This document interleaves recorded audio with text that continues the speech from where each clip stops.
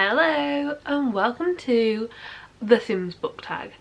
As this is a Sims book tag, I of course have brought the plum bob out, although I am now realising that it's cut off, but you can kind of see the plum bob there. So yeah, this is a Sims book tag.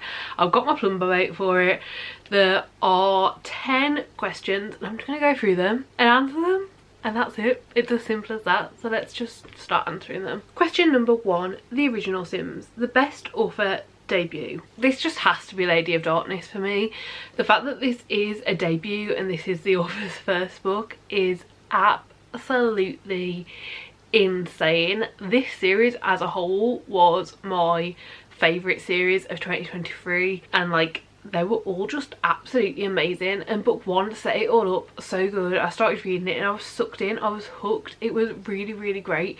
If you enjoy fantasy romance that has a very heavy fantasy line and does focus on fantasy plot but has a lot of amazing romance in it, like this is an absolutely amazing book and an amazing series. Each book gets better and better, but like this is just the first book of the series and it really opens you up to this world and what's going on. Question number 2. The Grim Reaper. The saddest character death.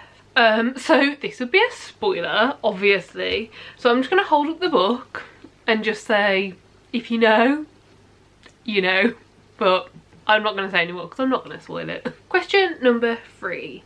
Sims getting stuck. A character that just got in the way. In these two books, Callan. Honestly, like, the dude just needs to move. Like, he just needs to get out the way. Like, this is a perfect question for this, and Callan just so easily answers it.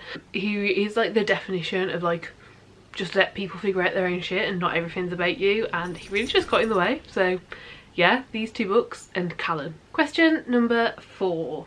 Simmelish. A book with amazing writing. For me, this has to be Station 11. Just the way it was written absolutely captivated me. It sucked me in, it had me. It was such an immersive reading experience with how this was written, and the book itself is just made even better with like the atmospheric writing that it has. The best way I can think to describe this is how it made me feel. It made me feel like I had an ambience room on that was made just for this book without actually having any ambience room. Like, it was that picture that like there you were there, and yeah, the writing really did that. Question number 5. Expansion packs. A series where the books kept on getting better. So for this I'm picking Graceling and the Graceling Realm as a series overall. Every single book in this series just gets better and better. Like, it does,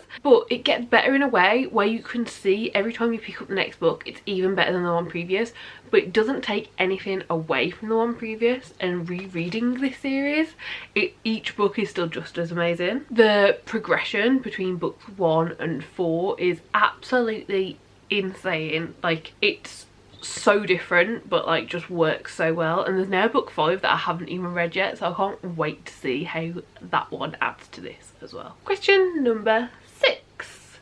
Sims romance. The worst case of insta-love. For this one I'm going to pick the Book of Azrael. It's just the most recent one that I've read where this came to mind. Like, honestly, like when I think of insta-love, like this is the most recent one I've read, and yeah, I mean, I absolutely loved it. I ate it up. It was an amazing book, but yeah, insta-love is definitely what I think of when I think of this, and I'm pretty sure it's advertised as enemies to lovers, but from the moment they meet, like there was just that instantly we're like, yeah, and yeah.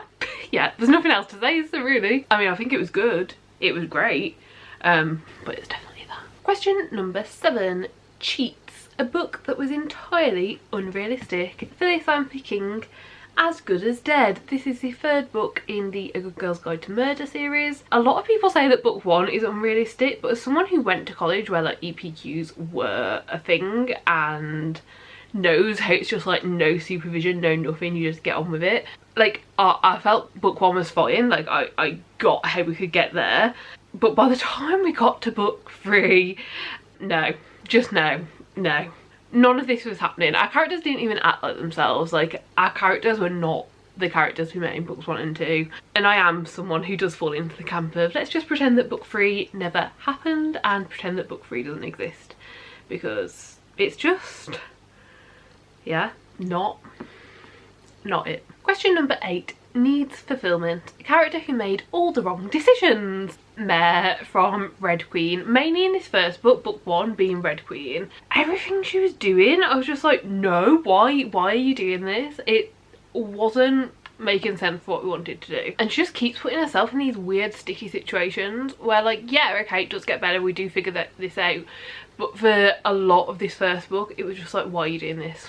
Why are you doing this? You're gonna get caught, you're gonna get caught, what are we doing? And yeah, she just kept making the wrong decision. Question number 9, Error Code. A series that started off great but went downhill from there. Crescent City as a series is this for me. There's 3 books out in this series. I don't know if there's going to be more. I don't think there needs to be more. I really enjoyed book 1. I honestly thought this was great. Book 2 was still good, just not quite as good, but book 3, honestly, it was shite.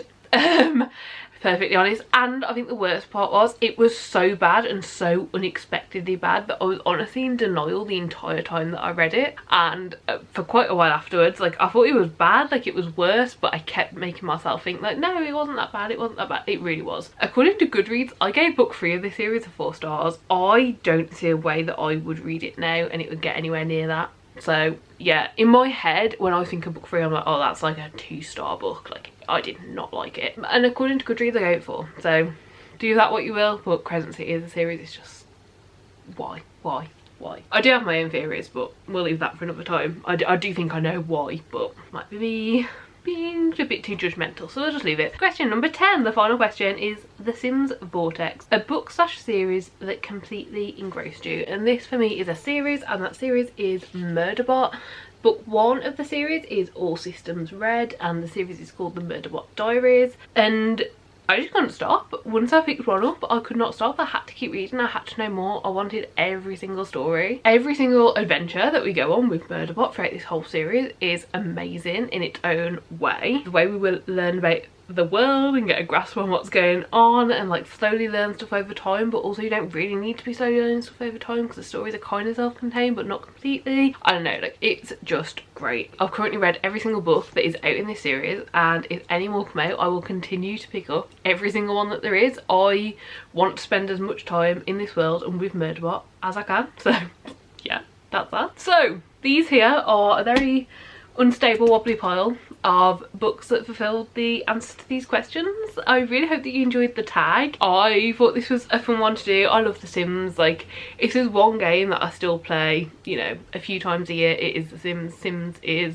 everything. Like, it's great, it's so much fun. So when I saw there was a Sims bookish tag, I really wanted to do it. So yeah, that is it from me. I do really hope you enjoyed the video. Please do give it a like if you did like it. Subscribe down below if you'd like to see more content like this, and hopefully I'll see you next time. Bye.